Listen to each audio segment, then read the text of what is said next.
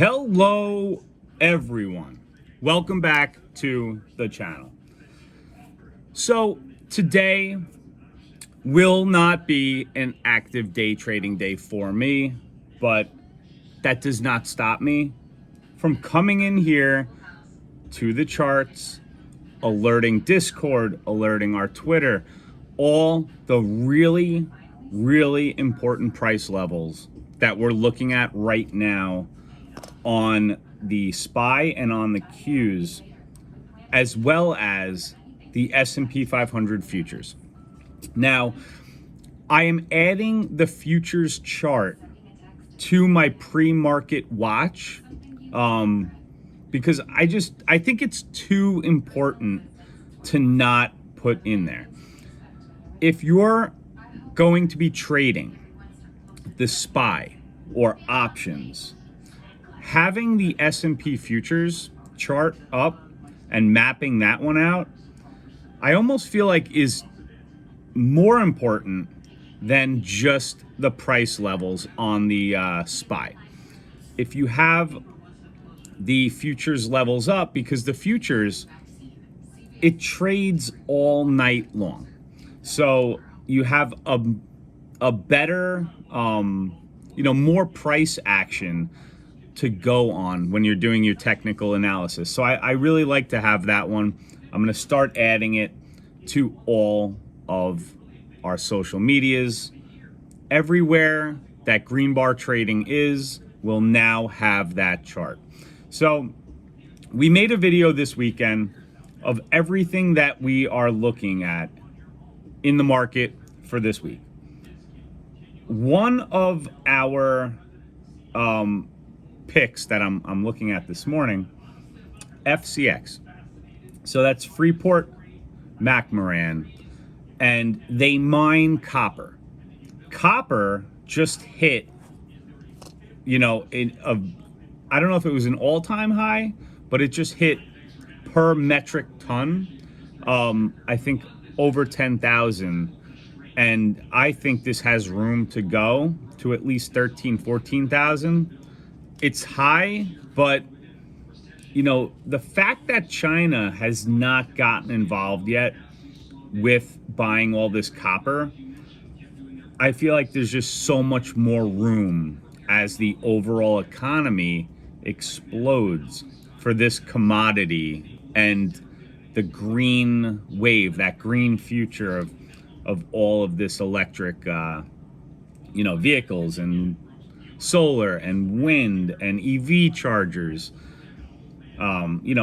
Every electric vehicle car has at least 180 pounds of this stuff. I never even knew that, but it's very interesting. Now, FCX, I'm no, genius. I didn't have a crystal ball. This thing already moved like 70% this year. So it's not like, I'm just coming up with this idea, but it is up 4%. I mean, that's a lot for a large cap stock like this, and that's the way we're starting this Monday morning. I wanted to get it on a pullback. Unfortunately, the chart looks just like one big green line going up. I can't chase that price action. I'm gonna have to wait for a retracement of some kind, but it's good to see that this pick is up this much. As far as the other leading gappers for the day, I see Leeds is up there. That's a former runner that's going to have momentum. So that's at the top right now. It's only 30% gapping, but it is only 5 o'clock in the morning. So we'll see how the gappers go on through the day. But I just wanted to come on here really quickly and just give you guys the update on me, what I'm going to be doing today, and my time is going to be spent at my business. That's just what is going to be happening today and tomorrow, but doesn't stop me from coming in here, getting on the charts first thing in the morning with our coffee. Coffee is it's the lifeblood that drives everything. Sharing the moneymaker. Okay, so somehow we avoided absolute devastation. So anyway, today we're up a very small amount, as has been the usual. So $16. But if we come over here, now I traded the SPY, and I'm going to go over those trades in a second. But if we take a look at the overall market as I'm making this video, it is absolutely crashing. There's no other words for it. It did not hold up, and I'll try to make this a little bit easier to see. Let's see. Wow, look at that. It just broke this level. See, every time it breaks these levels, there's always a huge, huge candle with a ton of volume. That's why I put these levels in, you know, all the time, every single morning.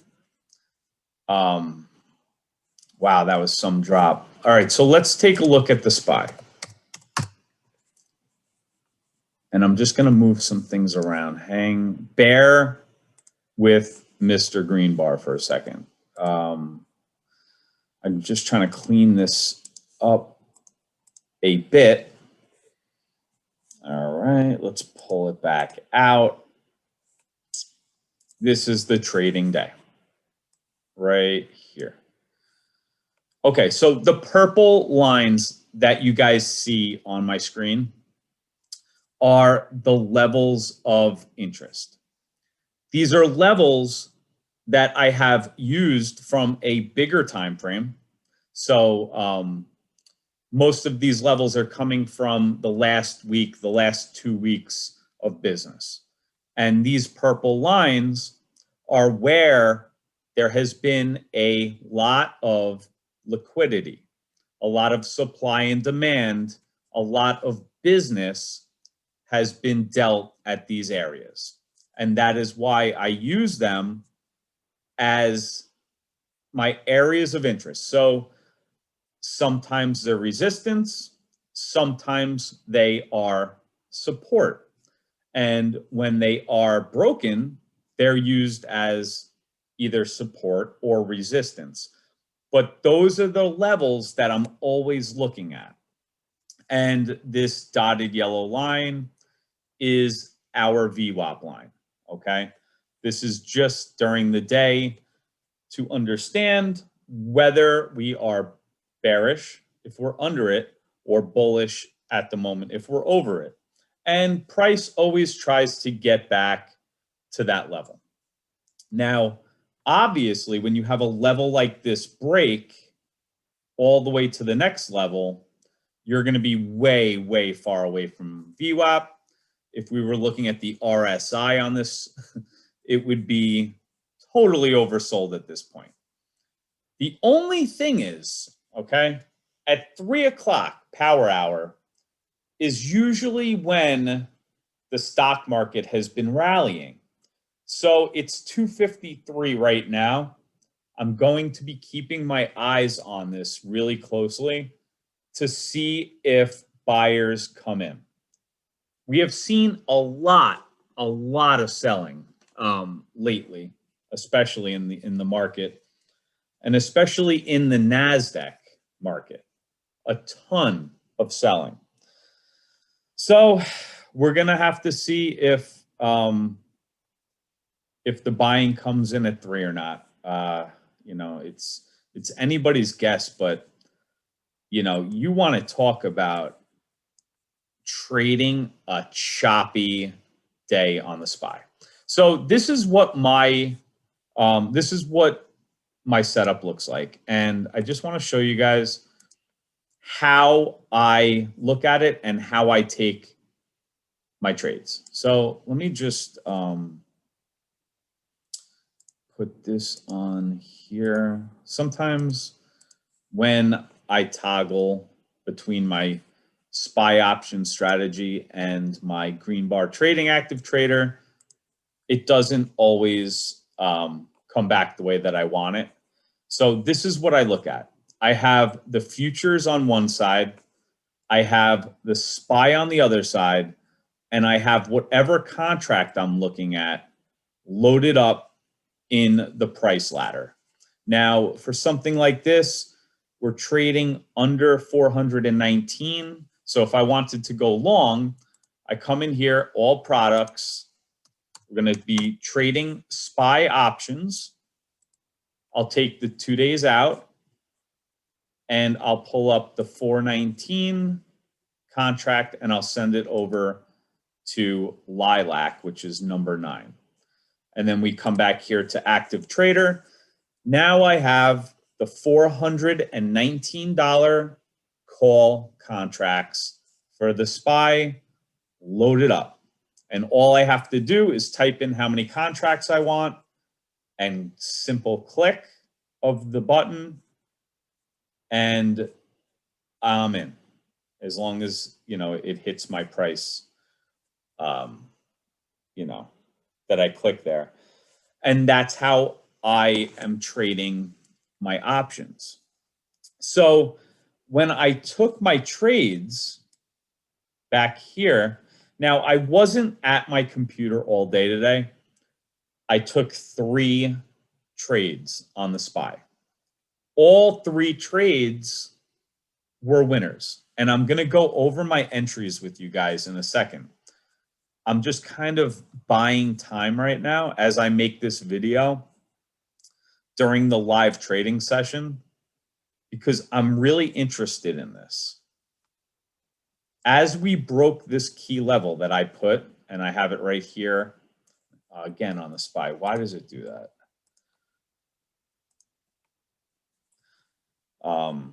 The key level here on the futures. I like to see if, you know, what is once support.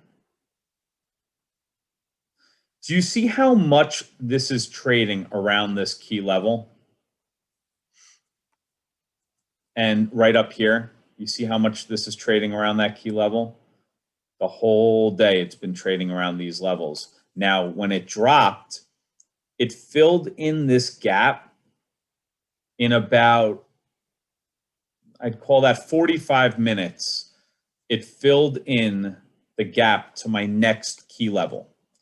These are just really key levels. I post them every single morning in our Discord, which is free, and on Twitter at Mr. Greenbar. You guys can take a look at this. These are the areas that I would be taking my trades off of. Now, I don't trade after 1 o'clock. That's just one of the rules right now that I have set for myself until I'm more comfortable with this market. This market is just absolute choppiness, okay? So that's just one of the rules that I have set for myself. Looking at the SPY, let's take a look at my trades that I took today. Okay, so the green arrows are my buys and the red arrows are my sells. So I took a contract here, sold it here, contract here, sold it here, and a contract here, sold it here. Literally at the high, I almost top ticked this one, the high of the day before the entire world fell off the face of the earth here. We're getting a good rebound here right around 3 o'clock. This could provide a really nice opportunity for traders. But anyway, look at all that volume too. That is a lot of computer trading right there.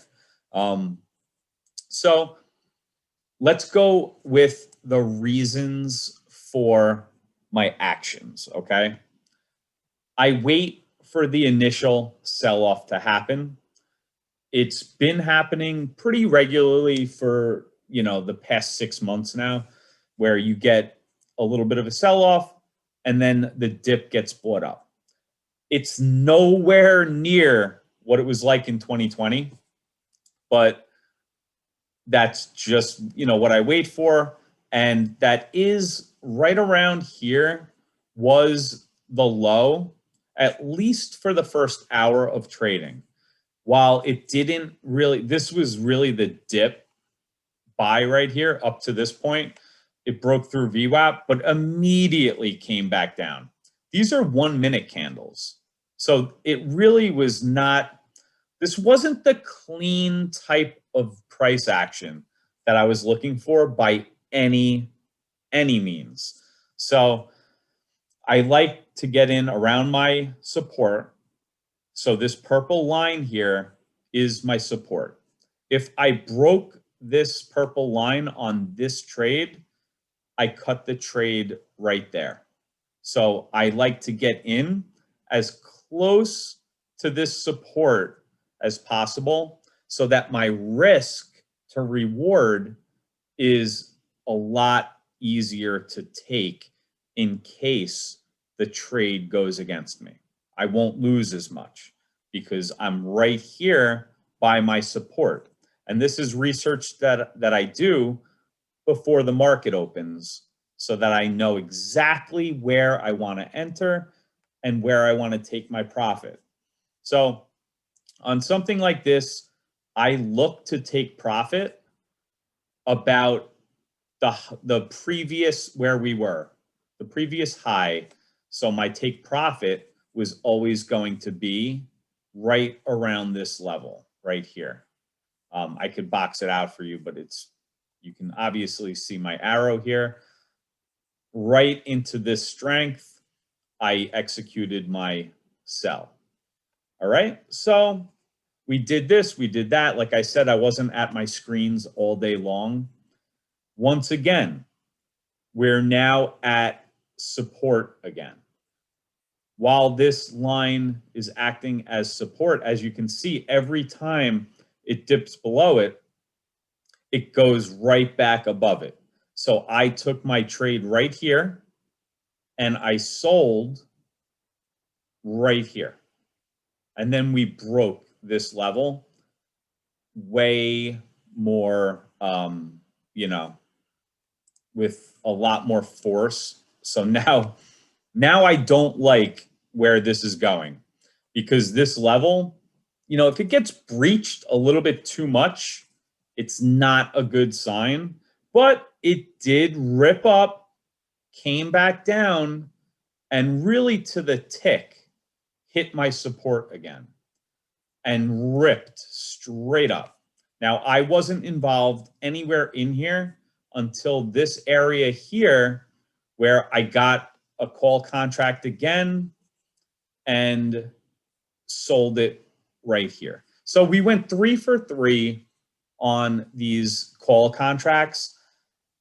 I didn't trade them that good, but seeing the way that the market went, I'm not really that upset with how I traded, because we still took a profit. We were still 3 for 3 on these contracts.